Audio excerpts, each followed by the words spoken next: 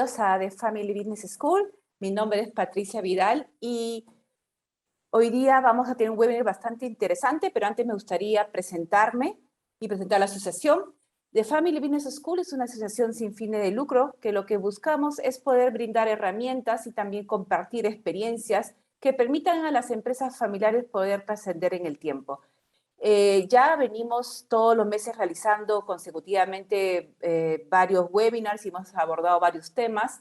Aquellos que por primera vez nos escuchan, les dejo acá el QR para que puedan entrar a nuestro canal de YouTube. Ahí van a encontrar varias entrevistas y conversatorios que hemos tenido y diversos temas, ¿no? Y más bien me gustaría entrar ya al tema de hoy, que es ¿qué significa ser accionista de una empresa familiar? Este tema nosotros hemos considerado que es importante tratarlo, no lo hemos tratado hasta ahorita y creemos que es importante. ¿Por qué? Porque finalmente las empresas familiares en general van a pasar por etapas. En una primera etapa, en temas de propiedad, va a estar concentrado tal vez todas las acciones en el dueño, en el fundador. Pero conforme estas empresas van trascendiendo y pasando a siguientes generaciones, ya está, digamos, el único accionista pasa a formar y dividirse la propiedad para que los hermanos y luego los primos y así sucesivamente formen parte del accionariado.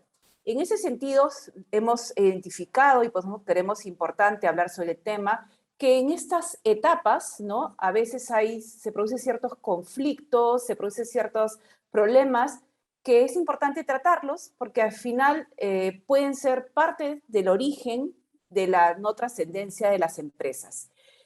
Y así nos hemos hecho ciertas preguntas que creo importante formularlas y para lo cual vamos a centrar nuestro conversatorio.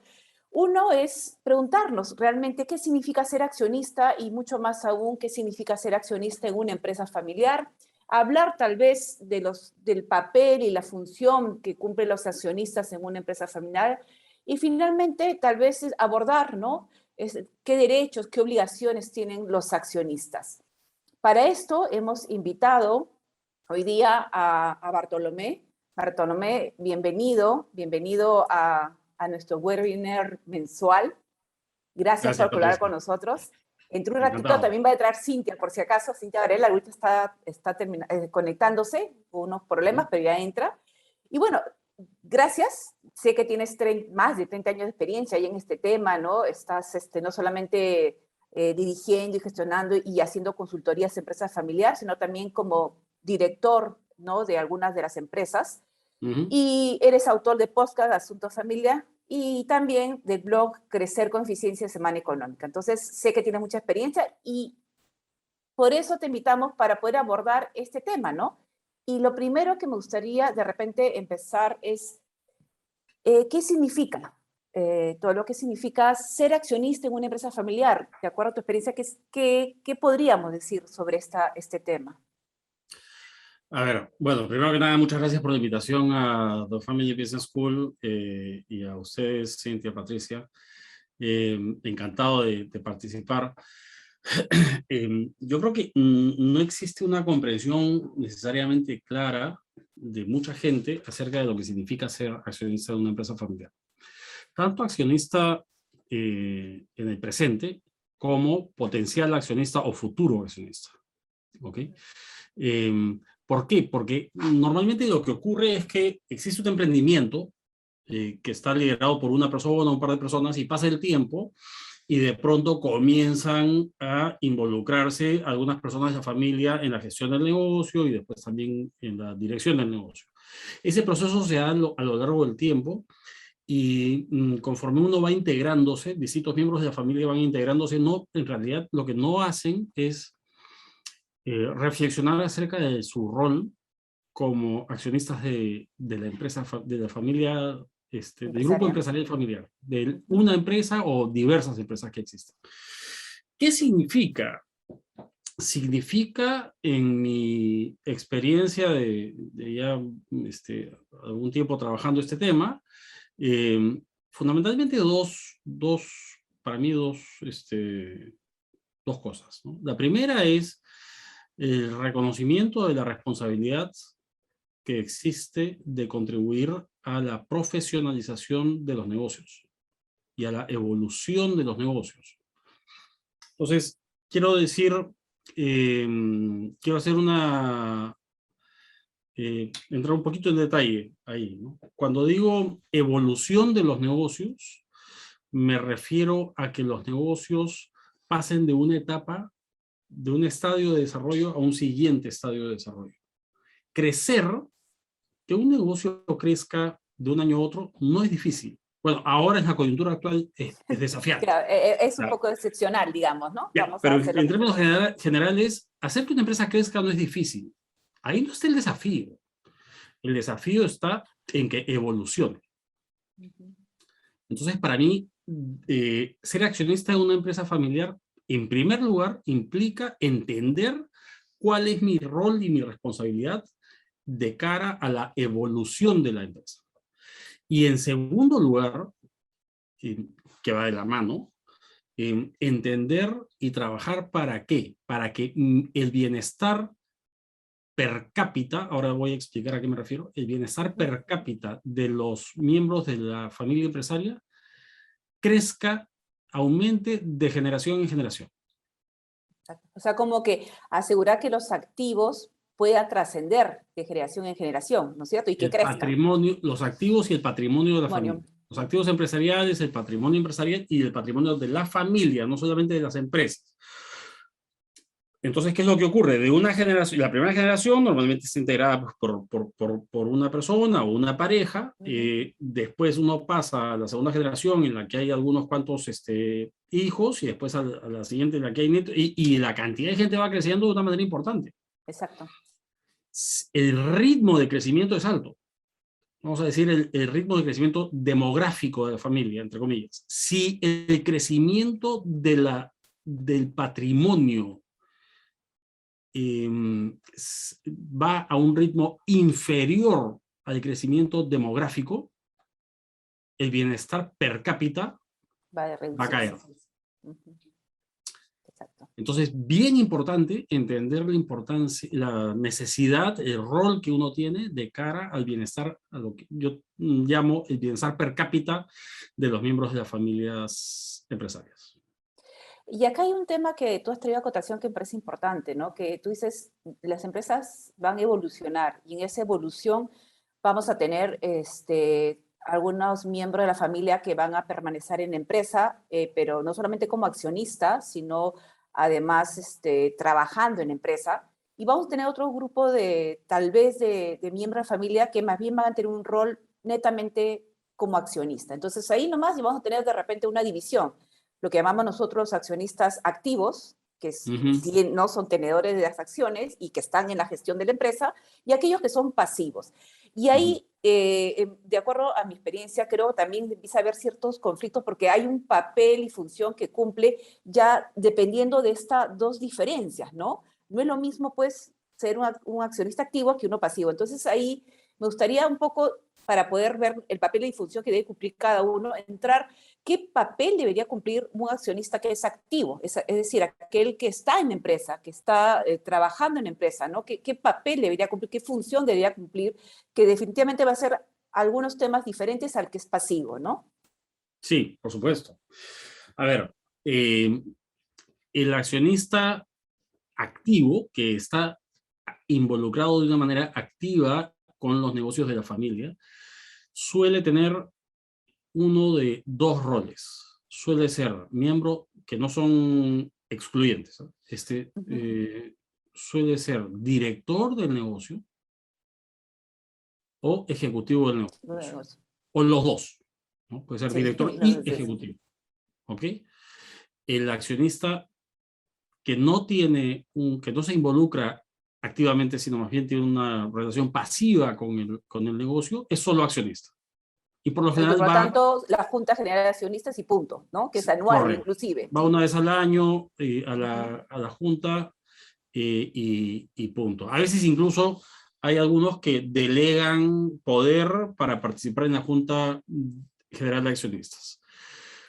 Ok, muy bien. Ahora, el activo, el que está activamente involucrado, tiene que entender bien cuál es su papel, cuál es, si lo que está haciendo es actuar como ejecutivo o como director.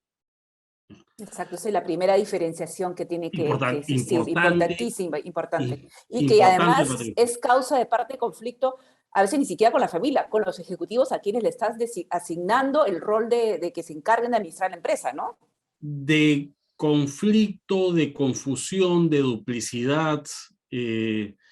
Existen accionistas que, lo voy a decir así, abiertamente, directamente, ¿no? Existen accionistas que creen tener el derecho de ser directores y existen accionistas que creen además tener el derecho de ser ejecutivos y no necesariamente.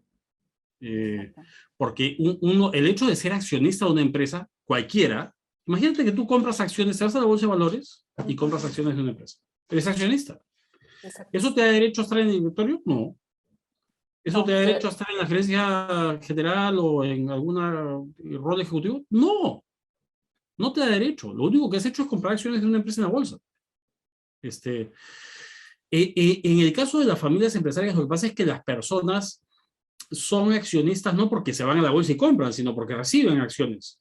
y Entonces sobre es todo en una nuestro confusión. país, que es una herencia, normalmente por leyes es hasta obligatorio, ¿no? Porque tenemos herederos obligados. Entonces ahí, Claro, aunque tú no quieras, recibes las acciones. recibes. Entonces, para mí es importantísimo tomar esto con la responsabilidad del caso, porque si no, yo lo que puedo terminar haciendo es asumiendo que estoy lleno de derechos, que no son derechos. Yo puedo estar además asumiendo que estoy preparado para hacer frente a las responsabilidades que implican hacer evolucionar un negocio, pensar estratégicamente, dirigir el área A, B o C.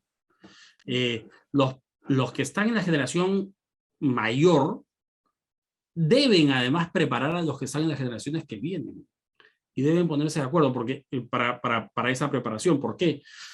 Porque pasa con frecuencia que los de la primera generación dicen, ya, ok, voy a involucrar a mis hijos en Dándoles la acciones. gestión del negocio. Entonces, uno va a estar a cargo de tal área, otro tal área. Y si los hijos no quieren, y si los hijos no son competentes ¿no? Entonces, es bien importante entender cuál es la función cuando uno tiene un rol activo, ¿ya? Y distinguir el plano de la ejecución, de la gestión, del plano de la dirección, ¿ok? Exacto. Es bien importante.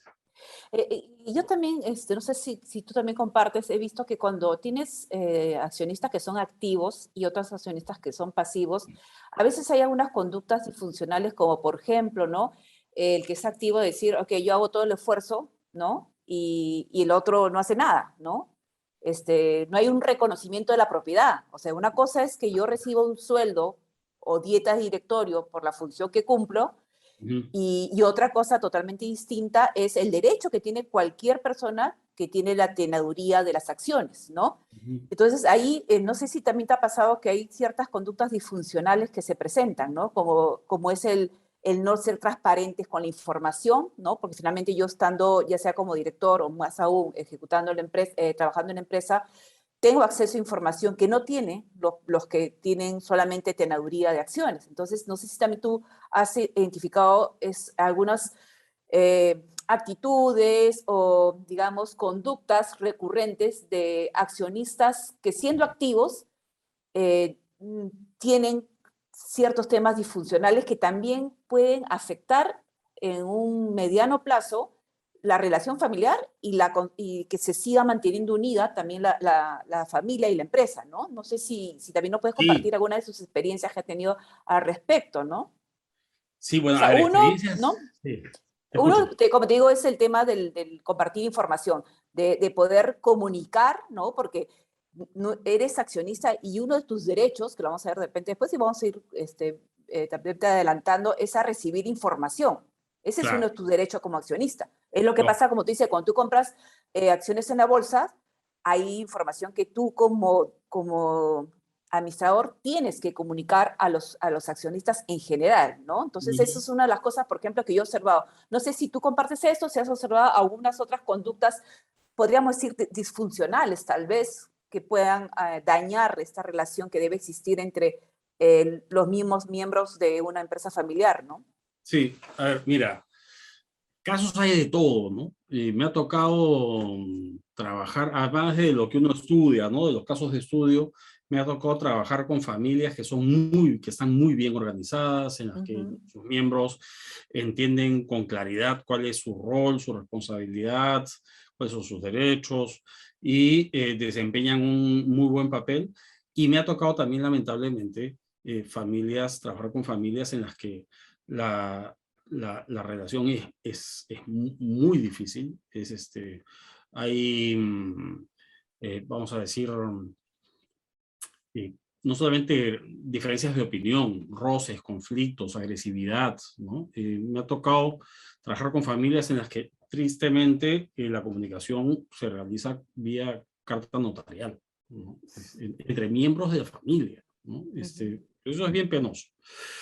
Habiendo hecho este preámbulo, pasa un poco lo que tú mencionas, Patricia. ¿En qué sentido? En el sentido de que hay personas que teniendo un rol activo, vamos a decir como que amarran la pelota, ¿no? Se quedan con data, se quedan con información, no comparten, pero también pasa, en sentido contrario, que quienes tienen un rol pasivo plantean en la Junta de Accionistas, la Junta General, y en otros foros presionan al directorio y a la gerencia para que gane sueldos bajos, los miembros de la familia que están bajos, no Sí, competitivos con el mercado, ¿no? Bajos, y entonces, claro, yo le pago sueldo bajo al miembro de la familia que trabaja. ¿Qué significa eso? Que las utilidades van a ser mayores, entonces el dividendo que yo recibo es mayor. Exacto. Y eso genera, en sentido contrario a lo anterior, genera también fricciones, ¿no? Entonces, hay de los dos. Por eso el buen gobierno corporativo es tan importante.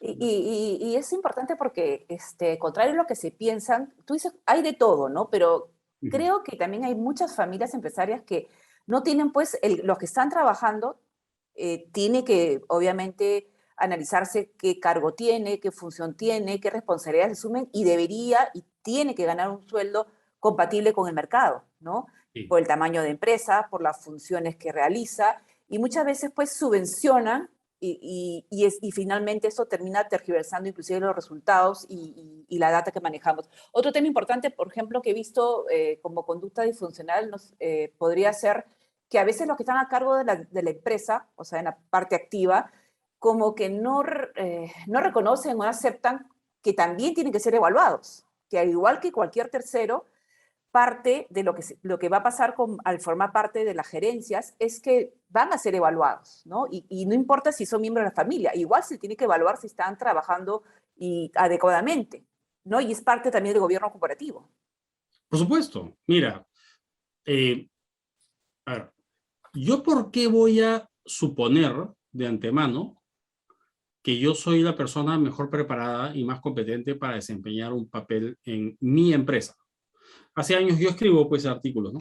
Hace años escribí una columna que titulé "Si no fuera tuya, invertirías en tu empresa". Porque claro, el empresario recibe pues las acciones, ¿no? Y bueno, ya es tuya, pues, ¿no? Pero de repente no estás siendo crítico, autocrítico, y no estás exigiéndote lo suficiente. Entonces, ¿por qué tú en la contratación de un tercero eres minucioso, eres riguroso en la evaluación de su desempeño y no así con respecto a ti mismo, ¿no? Entonces, las evaluaciones de desempeño de quienes son parte de la familia e integran familias empresarias, integran quise decir, la gestión y la dirección del negocio, esas evaluaciones son importantísimas. Y tiene que ser aceptadas y no visto como que es algo que no le corresponde porque es miembro de la familia. ¿Y por qué me tiene que evaluar? No, eso es independiente, ¿no es cierto? Mira, los derechos son derechos y los privilegios son privilegios. Son dos conceptos muy diferentes, ¿no? Entonces, yo a mis asesorados les digo, a mis clientes, ojo, tú por ser accionista tienes el derecho a recibir dividendos cuando se reparte dividendos. Exacto. Es el derecho a ir a las juntas, nombrar, participar en el nombramiento de directores, Directorio, la de los selección de la auditores. auditoría, de la firma de auditoría externa, ya, ¿no? Esos son tus derechos. Pero nadie en ningún lado te está diciendo que tú tienes el derecho de ser director de la empresa, que tú tienes el derecho de ser ejecutivo de la empresa y que tú tienes además, y esto va un poco más allá, ¿no?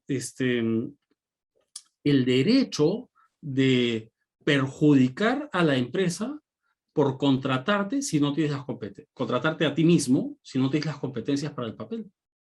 Y una cosa que te podemos aunar a eso también es tal vez el uso de los recursos como si fueran propios, cuando son de la empresa, ¿no? También también se da algunos casos de eso. Sí, bueno, ahí hay pues malas prácticas que es como, a ver, cuando uno, imaginémonos una bodega, ¿no? El chino de la esquina, bueno, ya no es el chino de la esquina, ¿no? Antiguamente, una bodega, ¿no? Normalmente, ¿qué es lo que pasa? Que en la bodega está la tienda y la trastienda, ¿no? En la trastienda no solamente están los inventarios, sino que vive la familia propietaria o administradora de la bodega, ¿no? Entonces, cuando uno está en una bodega, normalmente lo que pasa es que se confunde el presupuesto de la familia con el presupuesto de la bodega. Ujú.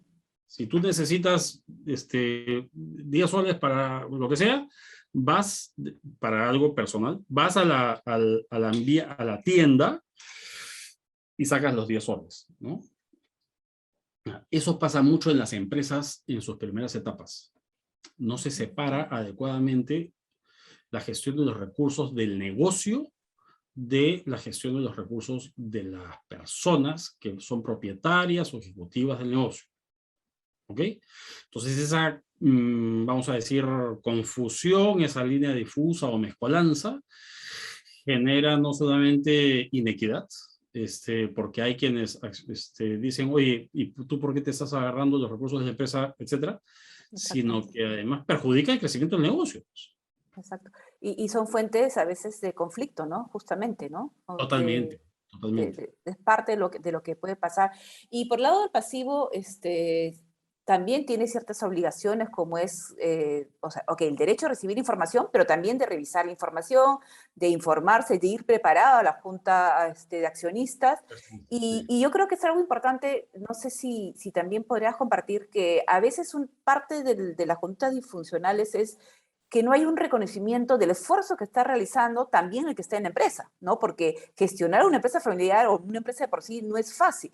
Y a No veces es los cosa fácil. propietarios, o sea, los que no están metidos, no reconocen ese esfuerzo, ¿no? Y también causan ciertos conflictos o ciertos problemas que en el futuro pueden no permitir la trascendencia.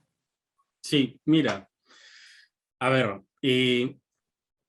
hacer que una empresa, cualquiera sea su estructura de capital, capital familiar, capital abierto, cualquiera que sea su estructura de capital, hacer que una empresa evolucione es un reto. No es nada sencillo. Cuando la empresa no es de capital familiar, la interacción entre los tomadores de decisión no está caracterizada por la vinculación emocional de los miembros de una familia, pues porque, vamos, imagínate que tú y yo, que no somos parientes, ponemos un negocio, ¿no? Entonces lo que hacemos es tomamos decisiones en lo que tiene que ver con el negocio, después tú tienes tu vida privada y yo tengo la mía, ¿no?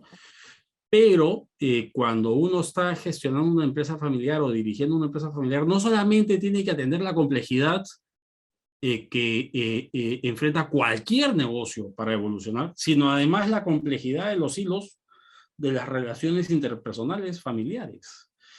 Y muchas veces lo que termina ocurriendo, y esto yo les digo a mis clientes, es que se confunde la sala de directorio o la sala de reuniones con la sala de estar, ¿no? Entonces digo, no, un momentito, decisiones empresariales en la sala de reuniones, decisiones familiares en la sala de estar de tu casa, ¿no? No confundas, no mezcles, porque, o la típica,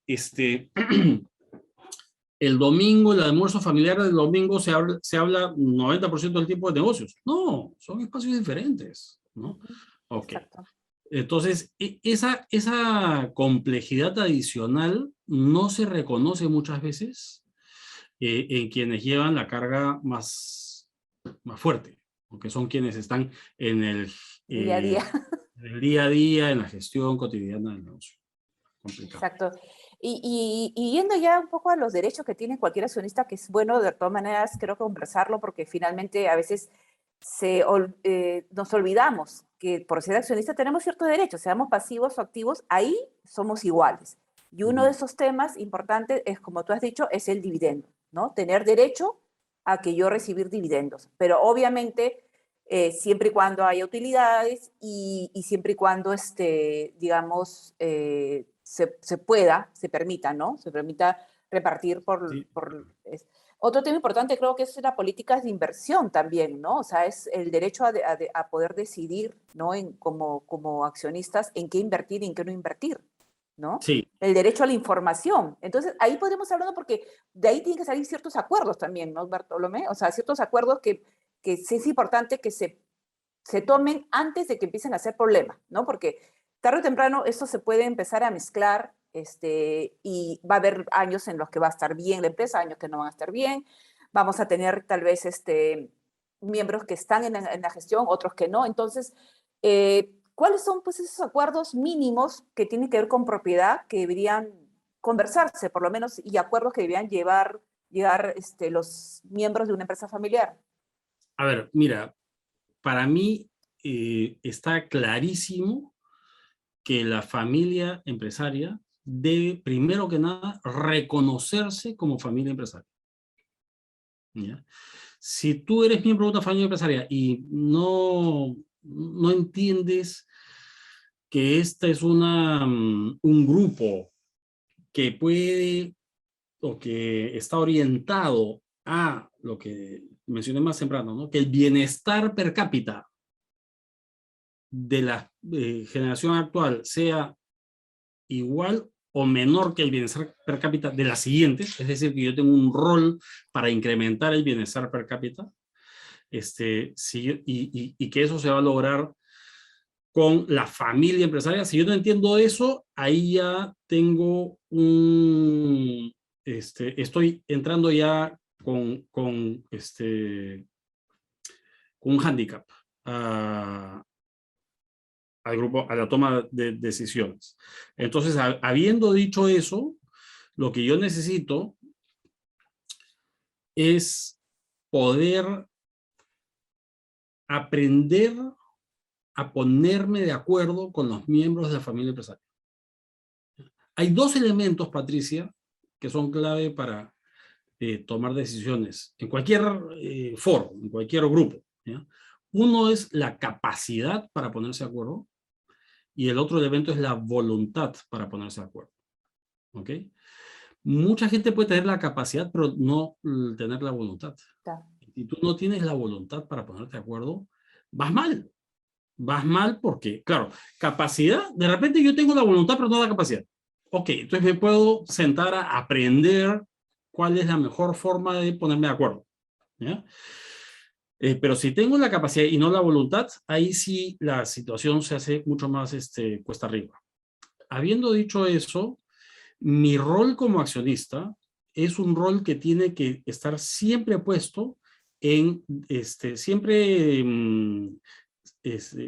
construido sobre la base de la comprensión de que el grupo familiar va antes que el bienestar individual de corto plazo, Ese es lo primero. ¿no? Esa es la piedra angular. Una vez que tú comprendes y asimilas ese principio fundamental, entonces puedes construir, puedes ponerte de acuerdo, ya desarrollas la voluntad si no la tenías y puedes desarrollar la capacidad si no la tienes para ponerte de acuerdo con otros. ¿Ok? Si no, no te va a funcionar. Así de sencillo, no te va a funcionar. Ok, y entonces en los acuerdos mínimos tal vez que deberíamos por lo menos discutirlos, hablar y tratar de ver, ¿no? De llegar a un consenso, uno tendría que ser los dividendos, ¿no? ¿Qué situaciones o bajo qué tal vez Sí, una fórmula o política de bajo dividendos. una Sí, política de dividendos clarísima. sí, Otro tema importante también es dónde invierto, ¿no? La política de en qué invertir y en qué no invertir sí, también, ¿no? sí. Este, Te voy comentando sobre eso. Habiéndote reconocido como parte de un grupo empresarial familiar, o sea, ya teniendo esa identidad de grupo, ¿ok? Lo siguiente es definir tu estrategia de crecimiento a largo plazo, ¿no? Y esa estrategia de crecimiento no solamente toma en cuenta la estrategia de un negocio, sino toma en cuenta, o sea, tú tienes la concepción, concibes el tema desde la perspectiva de un grupo empresarial familiar, creación de diversas empresas como grupo empresarial. ujú. Ahí, al respecto, tú puedes preguntarte, ok, ¿dónde crezco? ¿Crezco en Perú? ¿Crezco fuera de Perú? Tema además vigente hoy día, ¿no? En este Y mercado, sectores, en y este sectores sector, también, en ¿no? este otro sector, ¿no? Con esta estrategia, con esta otra estrategia, ok. Todo eso tiene después relación con las decisiones de inversión que tú hagas. ¿Okay? Pero primero tienes que tener el norte definido, Ujú. ¿no? Si tú no defines el norte y comienzas a invertir, a veces me llaman clientes y me dicen, sobre todo cuando recién comienzo a trabajar con algunos clientes, porque pues ya cambia la cosa, me dicen, oye, mira, me han llamado para esta oportunidad de inversión. Yo digo, espérate un ratito, ¿cuál es su estrategia de crecimiento de largo plazo como grupo empresarial? Y en función de esa estrategia, eh, ¿qué te conviene, en qué te conviene invertir y dónde? ¿Ok? Claro, Ya. y eso tiene que haber una alineación previa, ¿no? Que todos estén de acuerdo dónde quieren ir. Exactamente. Tienes que aprender a ponerte de acuerdo De sobre acuerdo. eso, porque todo se va concatenando, Patricia.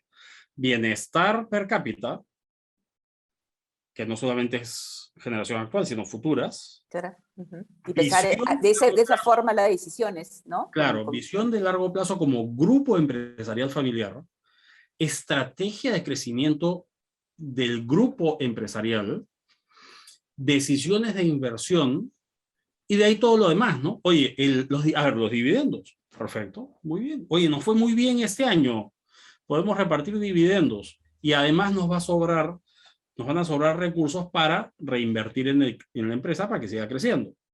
Perfecto. O no nos fue muy bien este año y tenemos no es que hayamos perdido plata, pero tenemos una utilidad nota baja, muy baja. ¿Qué hacemos con esa utilidad? ¿La repartimos o la reinvertimos? ¿No? Entonces, ahí ya te está jugando alguna decisión un poquito más difícil, porque ese accionista pasivo, en algunos casos, vive de los dividendos. vive de los Sí, dividendos. Digamos que es una persona que ya está jubilada o semijubilada, ¿no? Y está esperando la junta de marzo para saber cuánto le va a caer de dividendos, ¿no? Y exacto. reparte pues esos dividendos a lo largo de los siguientes 12 meses. Perfecto, está bien, ¿no? Eso está bien. Pero yo soy economista, los economistas, entre otros, usamos un concepto que es consumo presente versus consumo futuro, ¿no? Sin priorizar el presente en lugar del futuro. Tú te comes los Vale recursos más hoy lo del día, presente. después, Sí, claro, ¿no? sí. Entonces, como familia empresaria, compartir información para el alineamiento, para la toma de decisiones adecuadas, definir inversiones, tener una política de dividendos, tener controles, tener criterios para contratar a profesionales y además apostar por esto es algo que yo les digo mucho trabajo mucho con mis clientes, apostar por la preparación de los accionistas para ser buenos directores, pero no necesariamente buenos ejecutivos. ¿Por qué? Porque siempre va a haber alguien, Patricia, que sea mejor que tú.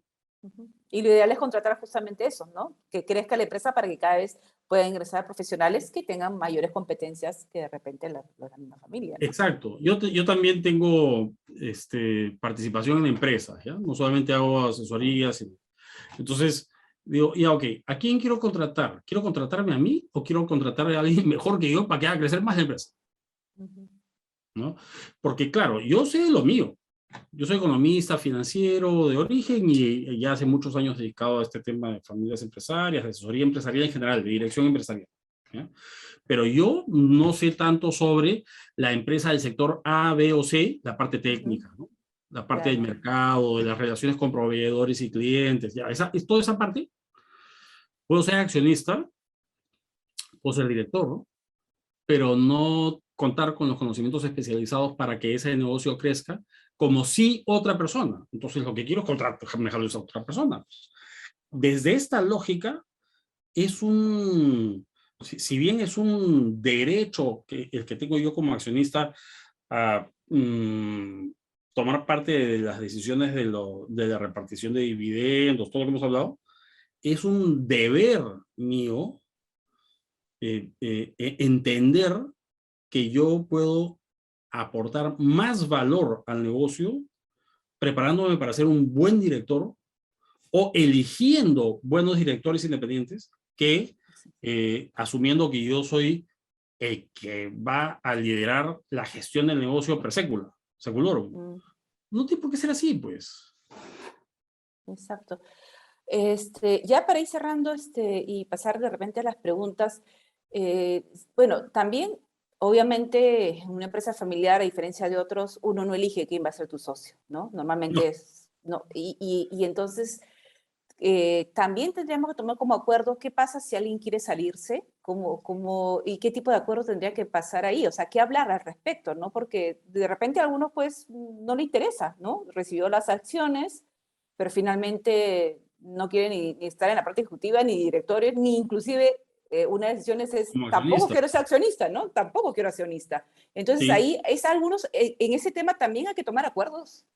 Sí, sí. ¿Y por dónde más o menos van lo que tú recomendarías o que sugieres que podrían, o sea, primero hablar del tema, ¿no? No dejarlo abierto. Claro. A ver, te doy dos respuestas, ¿ya? La primera es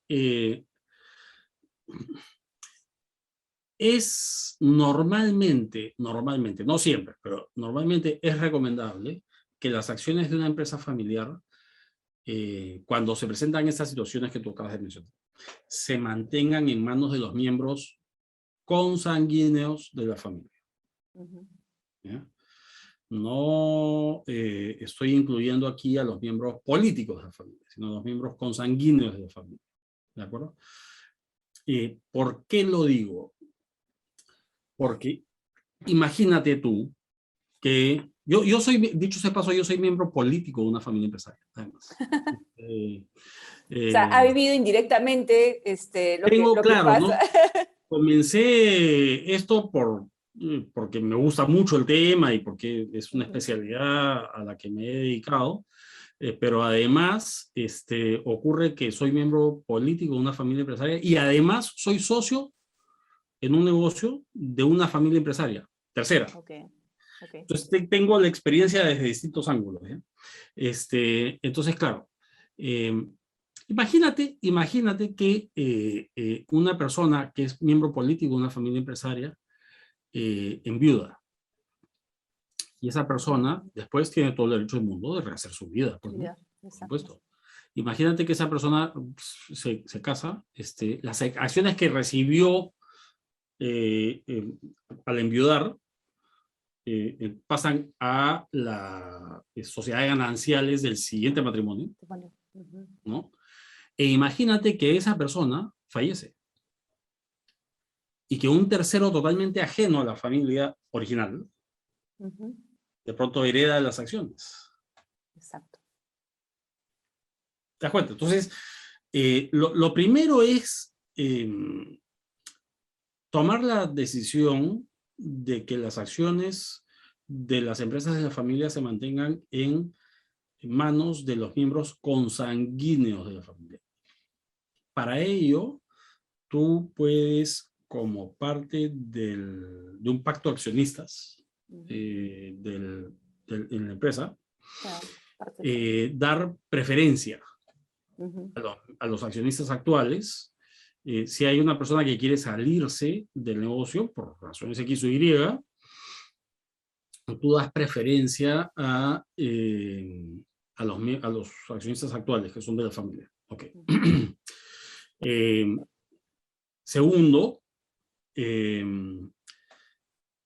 si tú tienes un protocolo familiar, como parte del protocolo familiar, no solamente estás pensando en las obligaciones legales que cualquiera de nosotros enfrenta, ¿no? Cualquier empresario, sea familiar o no, sino también en una suerte de compromiso moral con la familia, ¿ok?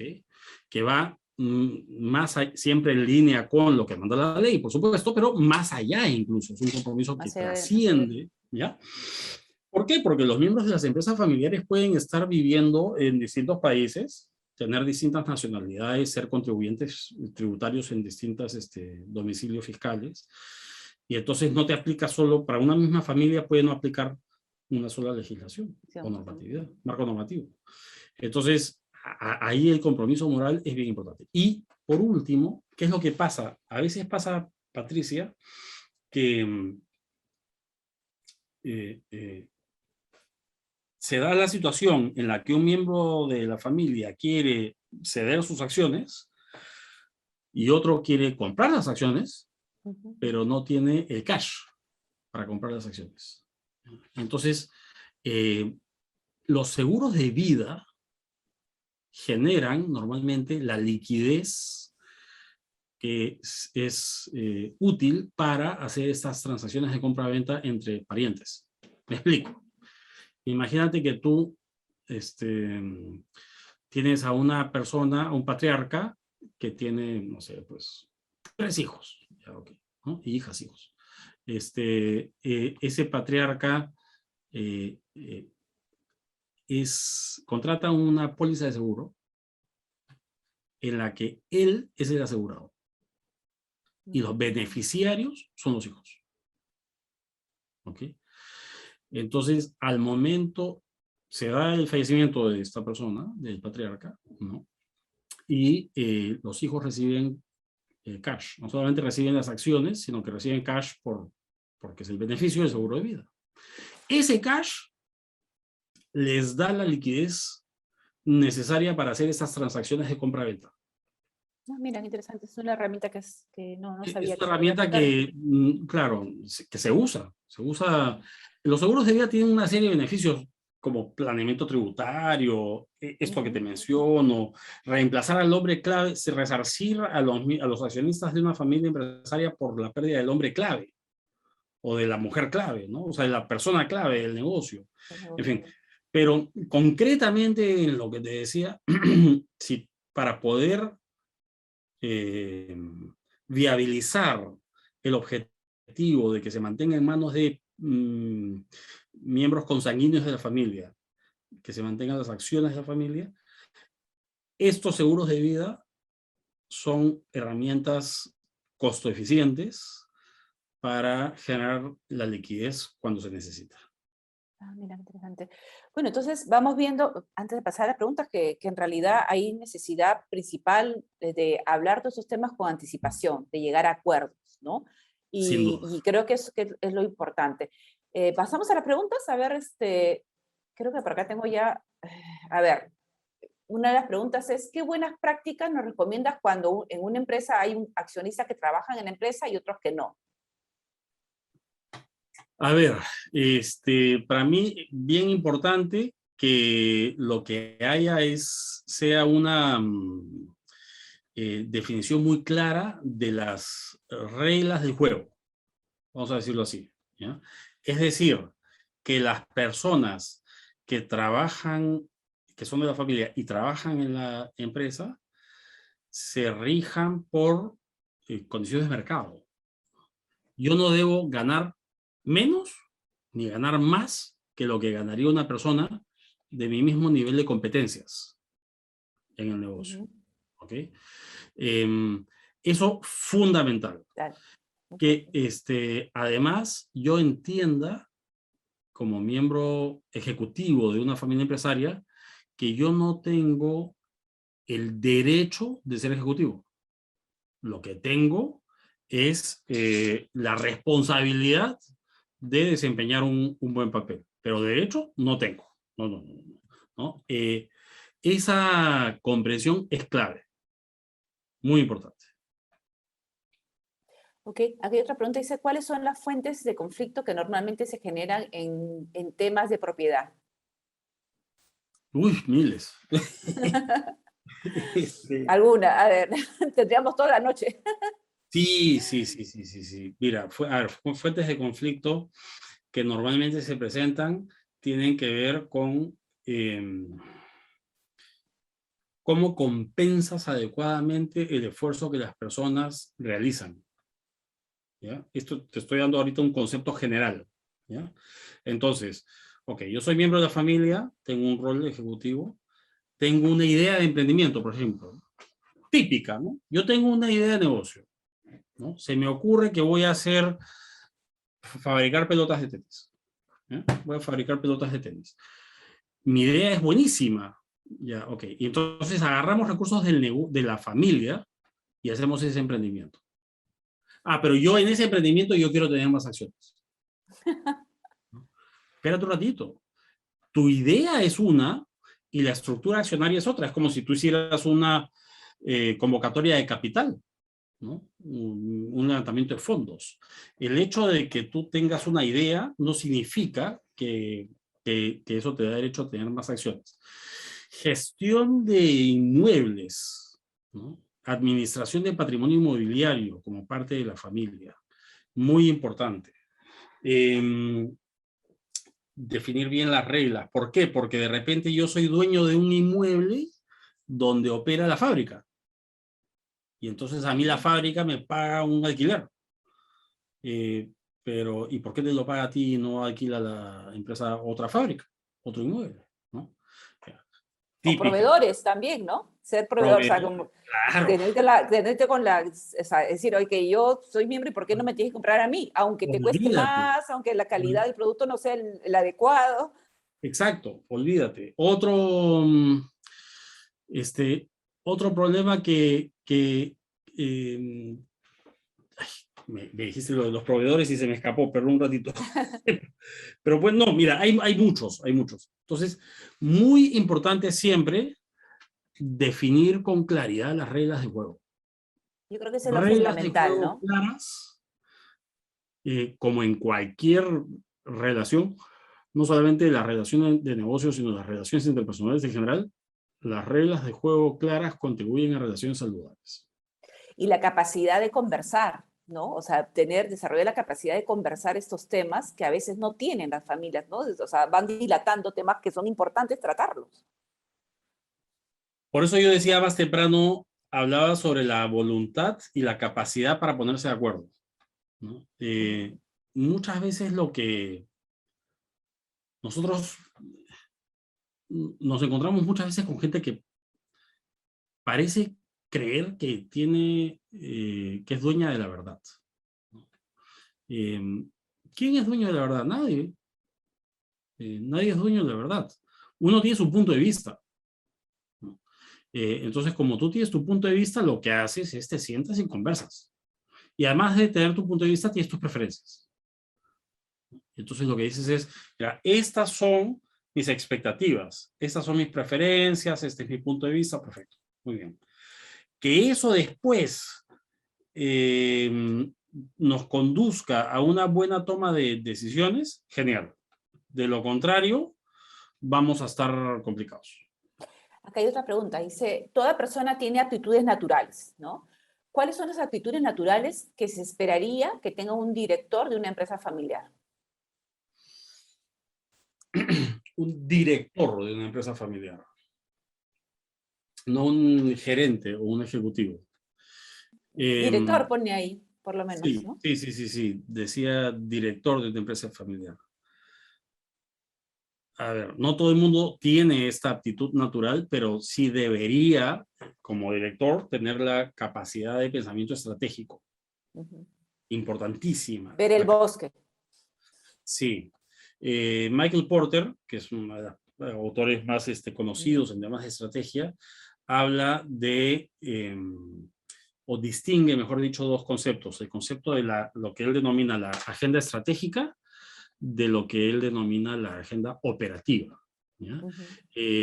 Cuando yo tengo casos de clientes, ex clientes, que me dicen, no, pero no necesitamos directorio, porque todo lo decimos nosotros. No, un momentito.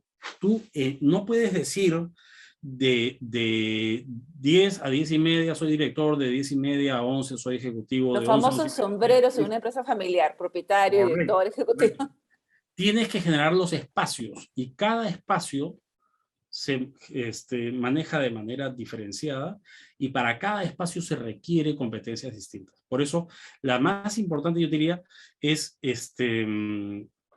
o una de las más importantes es la aptitud del pensamiento estratégico. Otra, que es clave, es la capacidad para entender que uno no está trabajando para beneficio propio. Uno, como parte de, mira, si quieres me pongo un poquito más, no, esto no es esotérico, ¿ya? Esto es, vamos a decir, filosófico, ¿ya? ¿Por qué te tocó ser parte de la empresa familiar? ¿Por qué? Así como a nosotros, bueno, no sé si en tu caso, pero parto de la premisa de nos tocó nacer en el Perú, podríamos haber nacido en Tanzania, ¿no? O en Suecia. Ya, ok, pues nacimos acá, pues, ¿no? ¿Por qué me tocó nacer en una familia empresaria y heredar acciones de esta familia? Un siguiente nivel de profundidad en la reflexión es, esto ya me toma un poquito más de tiempo explicarlo, ¿ya? Pero lo voy a resumir. ¿Yo soy dueño de las acciones o estoy temporalmente a cargo de las mismas?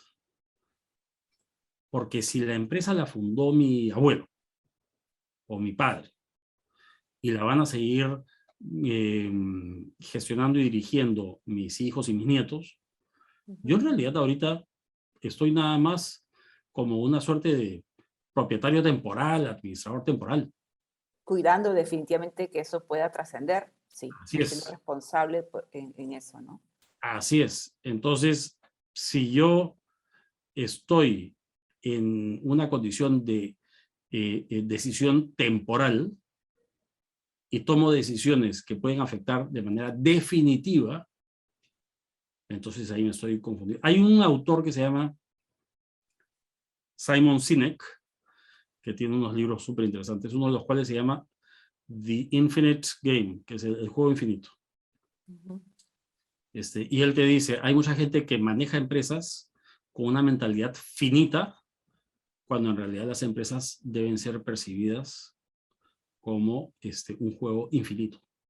Y justo creo que es una de las ventajas de la empresa familiar, porque si lo ejecutas bien, cuando tú tomas decisiones, normalmente no piensas solamente en el hoy, piensas justamente en lo que, cómo esa decisión va a afectar a tus futuras generaciones, si es que realmente tú estás queriendo trascender, ¿no? Hay decisiones que son muy buenas en el corto plazo, pero son fatales en el largo plazo, ¿no? No te aseguran la sostenibilidad del negocio, te asegura, y justamente cuando un gerente no es miembro de la familia, es un tercero, y normalmente con una perspectiva temporal de estar, no más de 5 años, 6 años, de ahí me cambio, me muevo a otra empresa. A veces sus decisiones podrían ser de corto plazo más con interés personal que con interés de futuro. Acá hay una pregunta que también sé que ha causado algunos problemas en empresas familiares. Preguntan, si es cierto que mientras se tenga deuda de reactiva no se puede repartir dividendos. Yo creo que, Es bueno, cierto. es Según, cierto. bueno, yo no he visto Es parte del candado, creo, ¿no? es un candado que pusieron al momento lanzar este programa, Reactiva Perú, el año pasado. Sí. No he visto si este año ha habido cambios, pero dudo que haya habido cambios con respecto a esa condición, ¿ok? ¿Por qué? Porque lo que tú quieres precisamente es que el empresario, tú estás recibiendo un crédito a una tasa O sea, baja, que a la está cual no el hubiera podido objetivo de acceder, contribuir ¿no? a, claro, tuvo el objetivo de contribuir a que no se detuviera la cadena de pagos, la llamada cadena de pagos, etcétera, ¿no? Y de que los empresarios pudieran disponer de fondos para poder atender una serie de necesidades propias de la pandemia. Ok. Entonces, claro, no te vas a agarrar el dividendo, es un poco la lógica del programa lanzado por el BCR, ¿no? Ahora, pero se puede hacer prepagos, o sea, porque yo sí he leído que hay empresas que Tú lo que puedes han hacer hecho es prepago, sí. han prepago y han pagado antes la deuda para justamente poder repartir dividendos, ¿no? Para Sí, justamente sí. salir de ese candado. Entonces, Tal si cual, te logra yo liquidez, tengo ahorita en la cabeza el caso de un cliente que al final, digamos, pasada la primera etapa de la pandemia, la cuarentena más larga, se reenganchó y al final del año, o a principios de mejor dicho, la evaluación fue que ya no necesitaban de esos fondos, prepagaron íntegramente el crédito y y ya repartieron puedes. dividendos. Exacto. Bueno, aquí hay otra pregunta también interesante de Antonio López Tridiño, que pregunta, ¿no? ¿Recomienda valorar previamente la empresa para el caso de que algún socio se quisiera marchar de la empresa y fijar el procedimiento de pago de acciones? ¿Cómo se configuraría si le parece oportuno su regulación? O sea, el método de evaluación, ¿no? De valorización. Bueno, valorizar las empresas es mejor dicho, usar metodologías técnicamente válidas para valorizar empresas es una condición indispensable antes de hacer transacciones de compra-venta entre miembros de una familia o incluso ofrecer las acciones de la empresa a un tercero. ¿Ya? Exacto. Porque claro, fíjate, imagínate que yo quiero vender mi carro. ¿Ya? Entonces, que a mí por alguna razón que mi carro cuesta, mejor dicho, en el mercado vale X y que a mí por alguna razón se me mete en la cabeza que vale 1.5X. Exacto. ¿No? Esa es mi expectativa. Esa es una pretensión irrealista mía. ¿De acuerdo? Mi carro vale lo que me pagan por mi carro en el mercado. Y no voy a entrar en toda la parte técnica, matemática, conceptual, pero el valor de la acción de una empresa tiene que ver con la expectativa de generación De flujos futuros. de flujos futuros. ¿Ya? Entonces, si tú no valorizas esto usando metodologías de valorización técnicamente correctas, normalmente hay tres que se usan mucho y en el Perú una, que es la de flujos proyectados descontados. Si tú no haces eso, lo que puedes terminar haciendo es generar la percepción futura o la realidad futura de que se cree un conflicto entre miembros de la familia porque uno diga, ¿sabes qué? Te aprovechaste de mí. Esa valorización debe ser hecha por un tercero. Y hay una cosita que tendría que agregar también, ¿no? No sé si te ha pasado, pero cuando el que se va a quedar, los que se van a quedar van a ser mayoría, también hay muy pocas personas que si fueran un tercero se atrevería a comprar una acción en la cual pues la familia empresaria va a tener pues el 80, 90%, y claro, como que también, digamos, la demanda por ese tipo de acciones, dependiendo de qué porcentaje es la que sale a la venta, tampoco va a ser mucha, ¿no? sí. Y otro tema importante creo que es que los flujos van a salir del mismo negocio probablemente, ¿no? Salvo que puede ser un préstamo, lo que tú has indicado como también lo del seguro. Entonces también, tal vez como empresa familiar, esas son algunas peculiaridades pequeñas, pero que creo que hay que tomarlas en cuenta también. Tenemos dos preguntas para ir cerrando. Ya se nos estamos yendo por el tiempo. Bueno, acá me pregunta, a ver, ¿qué podrían recomendarnos para gestionar mejor la relación de los miembros de familia que son accionistas? No, eso ya lo hemos hecho. Pero acá lo que es también un comentario interesante porque habla justamente de la generación, ¿no? Que muchos jóvenes que no desean pues, ser accionistas y se van inclusive a otro lado, ¿no? Pero creo que eso no se ha hablado y más bien vamos por acá. ¿Qué aspectos se debe considerar para distribuir la división del porcentaje de participación de acciones en la constitución de una empresa?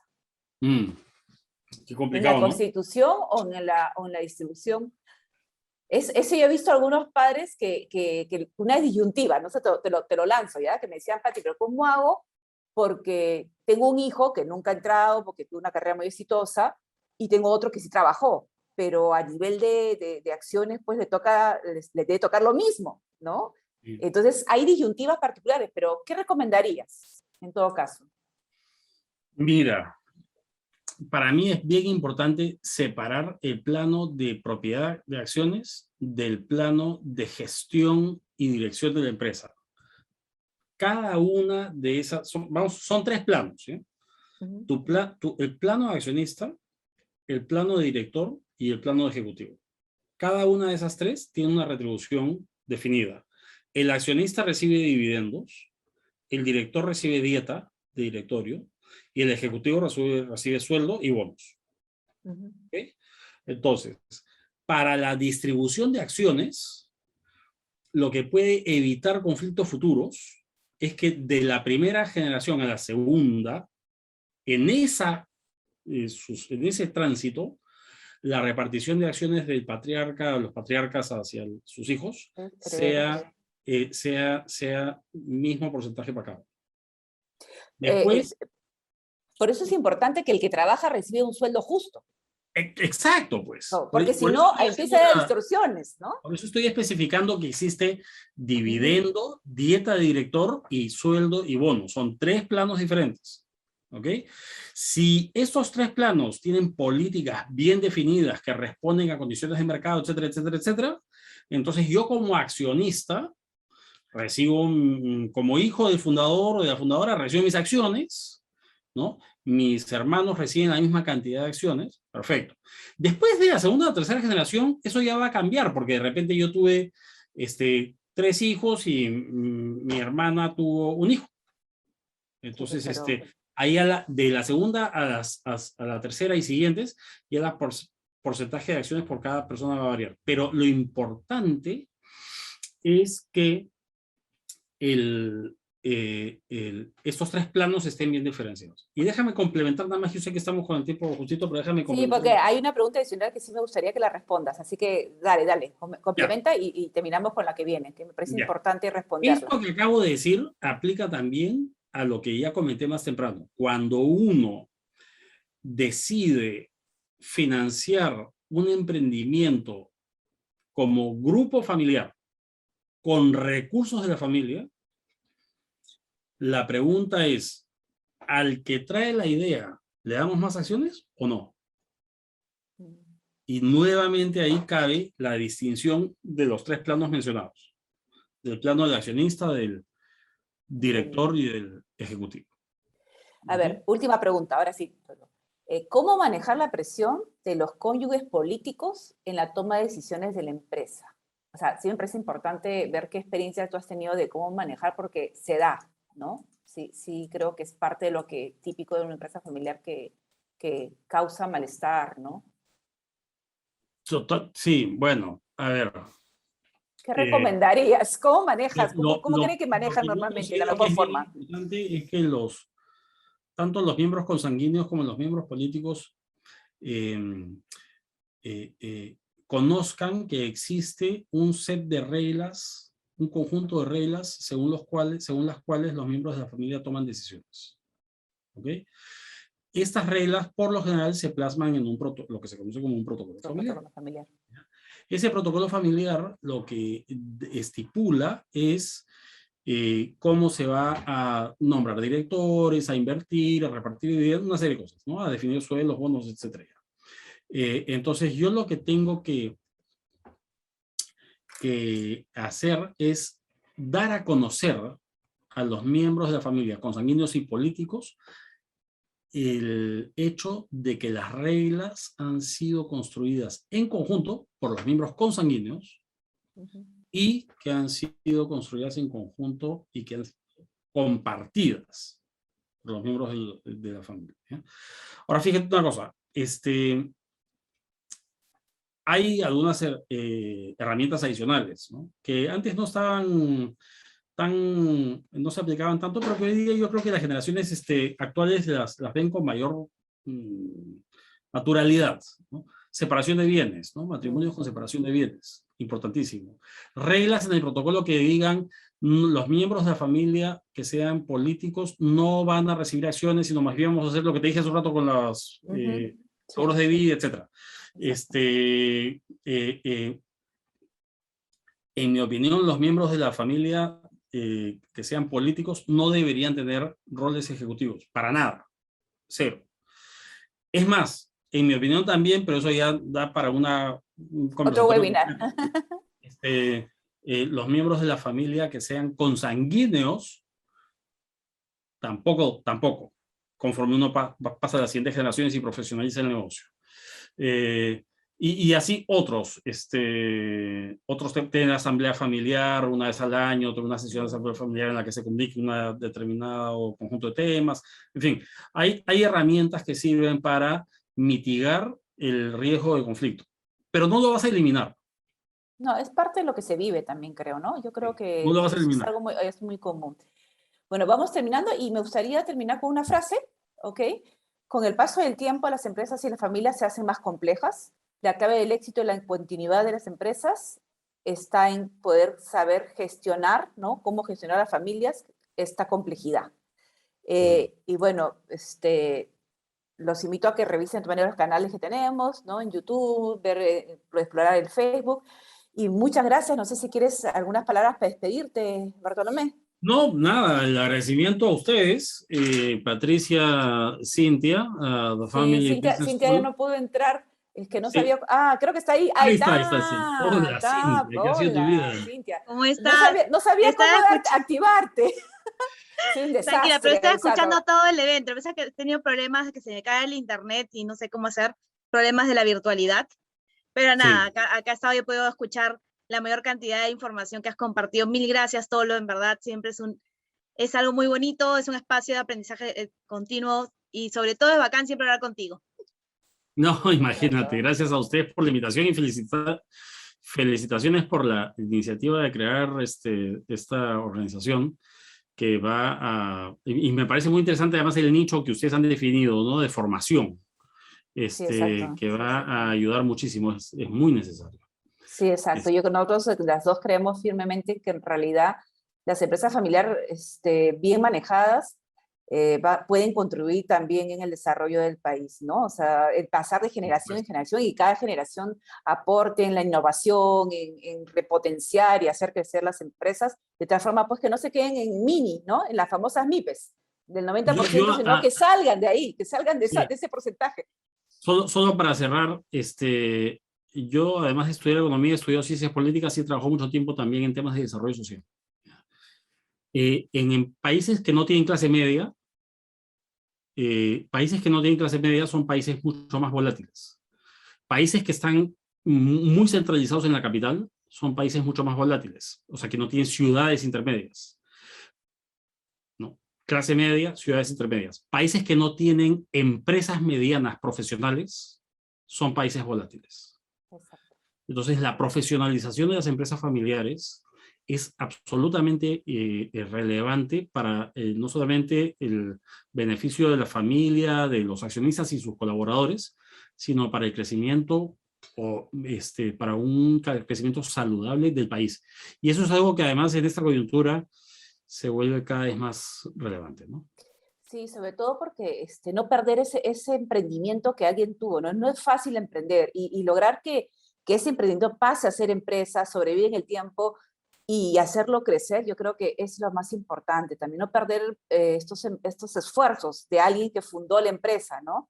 Que exacto. Muchos de los que estamos en segunda generación siempre reconocemos las agallas que tuvieron la primera generación. Es sumamente difícil, y ese reconocimiento hace que a veces uno ponga más empeño, ¿no? Más empeño porque no perder lo que nuestros padres hicieron. Cintia, ¿quieres agregar algo más para ir cerrando ya? No, justamente la importancia de, como bien dice todo lo de de enfocarnos, como dices tú, en la capacitación, el poder conocer, tener más herramientas, porque al final el talento lo tienen. Esas agallas que tú comentas ahora pasan también de generación en generación, sobre todo cuando las nuevas generaciones toman la decisión de integrarse para seguir remando y sacar adelante la empresa familiar. Así que veo, Naima, gusto verte conectada, no te preocupes, la grabación, primero que está en Facebook, así que todos los webinars que hacemos se transmiten en simultáneo en Facebook, entonces quedan ahí grabados, y en los próximos días vas a poder encontrar este video en nuestro canal de YouTube, junto con todos los demás videos de webinars que hemos hecho hasta el momento. Exacto. Bueno, muchas gracias y hasta el próximo mes, que nos vemos de nuevo a juntar. Gracias. Gracias a ustedes.